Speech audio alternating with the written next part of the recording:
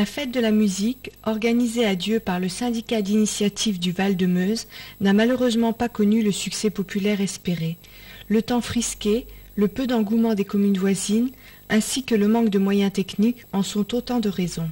L'ouverture des festivités revenait au groupe folklorique Divis, tradition meusienne.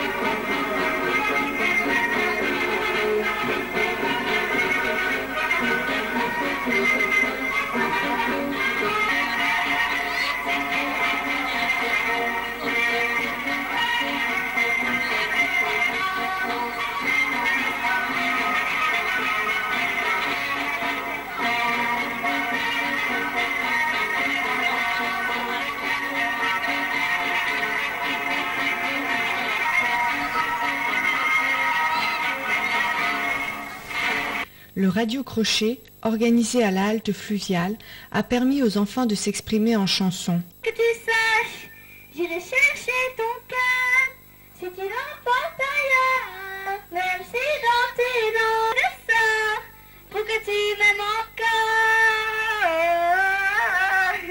Patte en l'air et patte en bas,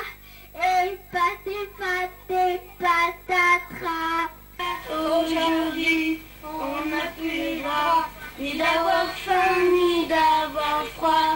C'est pas, mais jusqu'à manger et à boire un peu de pain et de chaleur dans les restos.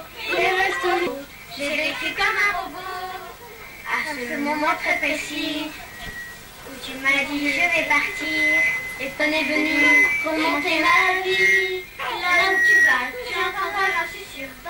Sur le parvis de l'église, les élèves de l'école de musique ont montré un bel échantillon de leur talent.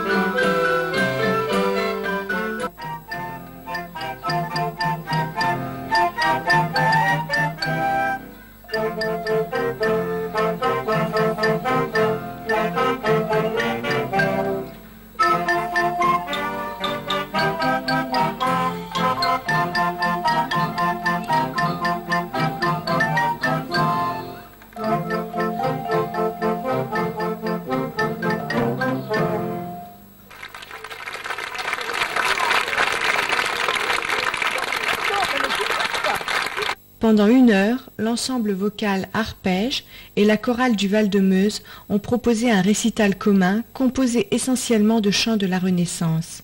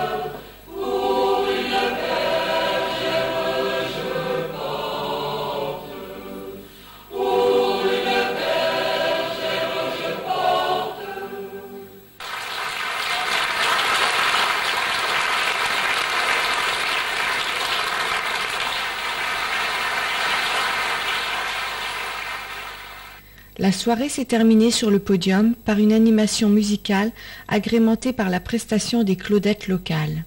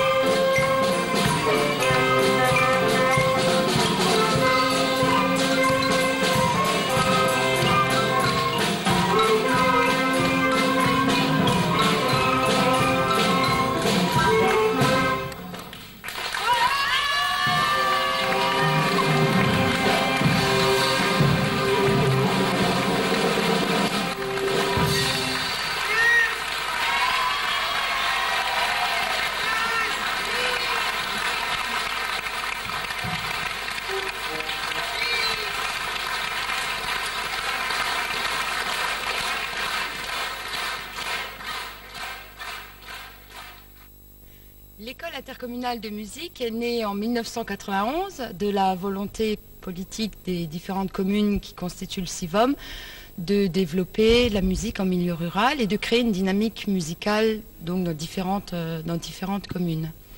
Cette école compte cette année, donc en 95-96, 75 élèves qui sont inscrits dans les différentes classes d'instruments que nous proposons, soit la flûte traversière, la guitare classique, le saxophone, le piano et les percussions. Mais à côté de cela, nous proposons aux élèves de participer, nous leur offrons le choix de participer à des ateliers de pratique d'ensemble.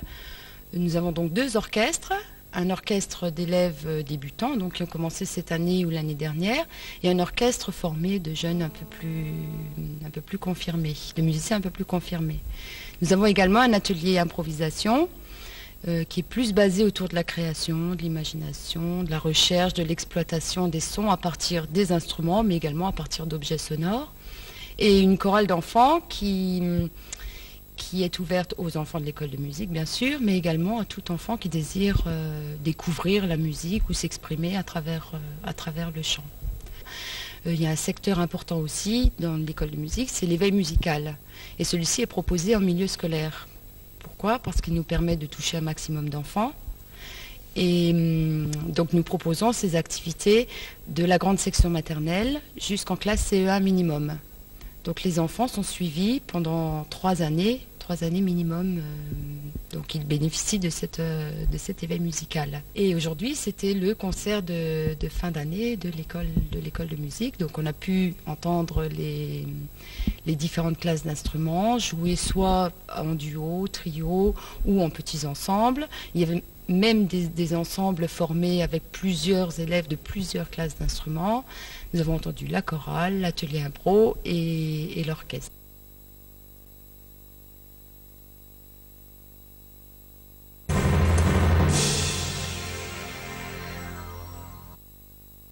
La traditionnelle kermesse qui marque la fin de l'année à l'école maternelle a été contrariée par les mauvaises conditions atmosphériques. Les enseignantes et les parents bénévoles ont néanmoins fait le maximum pour satisfaire les visiteurs.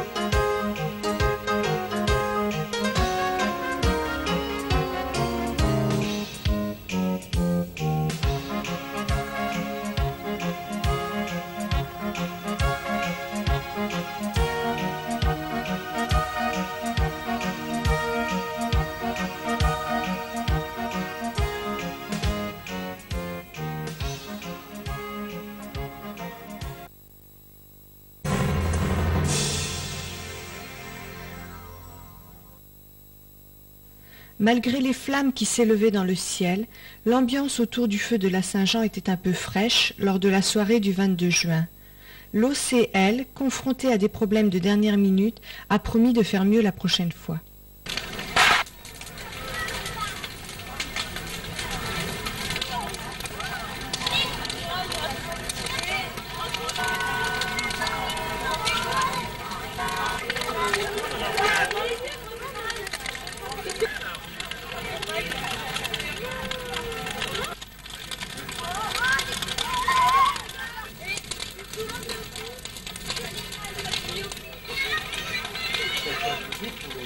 À moi cueillir le...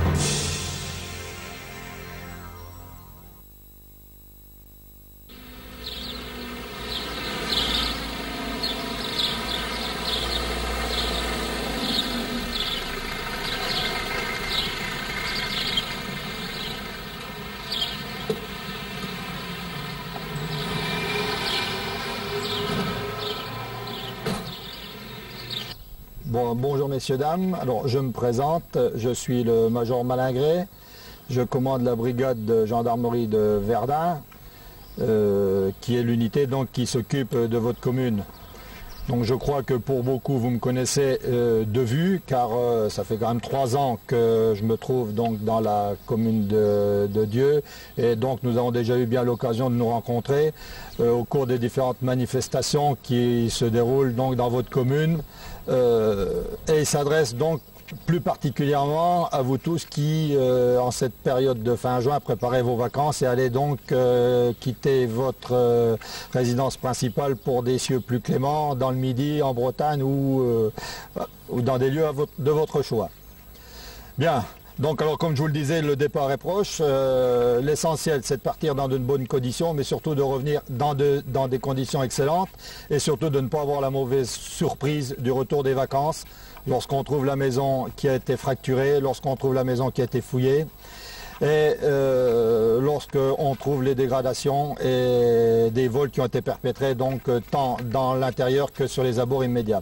Donc alors je vais vous donner quelques petits conseils que je vous demande d'appliquer pour éviter donc ces mauvaises surprises. Donc ces conseils s'orientent dans 3 directions. La première direction surtout, c'est déjà la base, c'est ne tentez pas les voleurs. Ça, c'est important. Deuxièmement, il faut limiter les risques.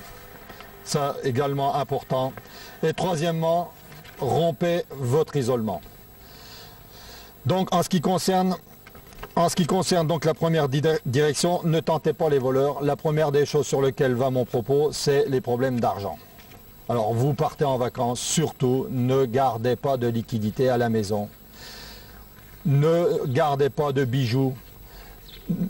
Profitez donc de cette absence justement pour déposer vos liquidités en banque, pour déposer vos bijoux dans un coffre, dans une banque si vous en avez, chez des amis, dans la famille, mais surtout absolument il faut que ces liquidités, ces valeurs restent chez des personnes qui soient présentes. Donc c'est primordial parce qu'on le sait très bien, lorsqu'il y a un vol, la première qui est recherchée donc par les délinquants, ce sont les valeurs et notamment les bijoux qui se monnaient très bien et qu'on retrouve très rarement lors de la résolution des différentes affaires. Maintenant qu'on a parlé des liquidités et des bijoux, il y a une chose aussi qui se vole bien et ce sont les chèques. Hein, très souvent, vous partez en vacances, vous emportez un chéquier, mais vous laissez un chéquier vierge à la maison. Alors de grâce, ne laissez pas de chéquier vierge à la maison, vous laissez-le en sécurité, car il est très facile, donc premièrement, d'utiliser ce chéquier en faisant une fausse signature, parce que comme vous le savez, dans tous les bénéficiaires ne demandent pas forcément une carte d'identité. Et puis d'autre part, le cas les plus fréquents que l'on voit, ce sont des gens qui vous volent en même temps une pièce d'identité, qui la falsifient et qui utilisent vos chéquiers. Donc le temps que vous receviez votre avis de débit de la banque, évidemment, si on vous a pris un chéquier de 25 formules, vous voyez un petit peu le préjudice qui en résulte, parce qu'il ne faut pas oublier, c'est que si l'auteur n'est pas identifié, la personne qui a reçu ce chèque a toujours la possibilité de se retourner contre vous. Et en plus, si on détecte au cours de l'enquête qu'il y a une négligence, vous savez qu'au niveau des assurances, vous pouvez avoir donc des problèmes de ce côté-là. Donc ne gardez pas de chéquier vierge à la maison. Bon, bien maintenant que je vous ai donné des petits conseils avant de partir, il ne faut pas oublier qu'il va falloir fermer la maison. Bon, et ça c'est essentiel, et il y a des petites précautions à prendre aussi. Bon, en ce qui concerne vos clés, vos clés, ne laissez pas un double, ni sous le pot de fleurs, ni sous le paillasson en disant si des fois je perds mes clés en vacances, au moins j'aurai un double quand je reviendrai. Non, le double on le donne à la voisine, on le donne aux amis, on le donne à qui on veut, mais on ne cache pas de clés aux endroits habituels, parce que c'est chez pratiquement tout le monde, on arrive, les clés, on lève un pot de fleurs sur la fenêtre, on trouve un double de clés, on lève le paillasson, on trouve un double de clés, ou on lève le petit pot qui se trouve dans le massif de fleurs et on trouve les clés. Donc ça, c'est à proscrire aussi. En ce qui concerne les verrous de sécurité, moi je vous conseille, si vous avez une porte qui ferme mal ou une porte qui est vétuste, de mettre un verrou de sécurité, ça ne coûte pas bien cher et c'est quand même une sécurité. En ce qui concerne le courrier aussi, c'est une chose qui est assez fréquente. Demandez aux voisins qui relèvent votre courrier, et notamment tous les prospectus publicitaires, car c'est un signe, hein, les gens qui passent, ils ont différentes techniques pour repérer, pour voir si votre maison est habitée ou si elle ne l'est pas. Et les boîtes aux lettres qui débordent de prospectus, donc c'est évidemment un signe que le courrier n'est pas relevé, que vous êtes absent. De plus,